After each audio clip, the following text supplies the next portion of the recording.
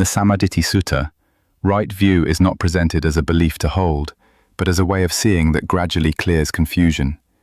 It begins with a simple but profound recognition. Life as we usually experience it contains dissatisfaction. This is not a pessimistic statement, but an honest observation. The mind that does not understand this keeps searching outward, hoping that the next possession, relationship, or achievement will finally bring completeness. Right view gently turns the gaze inward and asks us to notice the instability of all such experiences. As understanding deepens, one begins to see that suffering has causes. It does not arise randomly. Craving, clinging, and ignorance quietly shape how we react to the world. We do not merely experience events, we interpret them, resist them, and build stories around them. Right view reveals this hidden process. Instead of blaming the world, one starts to observe how attachment to pleasant feelings and aversion to unpleasant ones create tension. In this way, suffering becomes something to be understood, not something to escape blindly. With continued reflection, perception itself begins to change. What once seemed solid and reliable is now seen as changing and uncertain. Pleasant moments are appreciated without the urge to hold them tightly. Painful moments are endured without the added burden of resistance.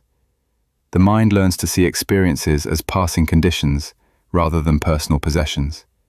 This shift is subtle but powerful. It loosens the sense of, "this is happening to me," and replaces it with a quieter awareness. This is simply arising and passing. Right view also introduces a sense of responsibility that is neither heavy nor harsh. When one understands that actions rooted in greed, hatred, and delusion lead to suffering, a natural care arises. Choices become more deliberate. Speech softens, intentions become clearer, and the mind inclines toward what is wholesome. This is not driven by fear or obligation, but by insight.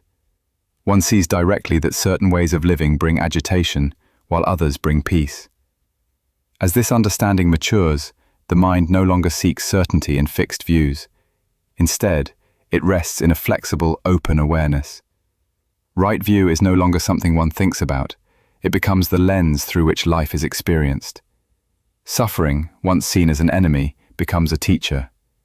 It points again and again to where clinging remains. In seeing this clearly, the grip of suffering weakens, and a quiet freedom begins to emerge.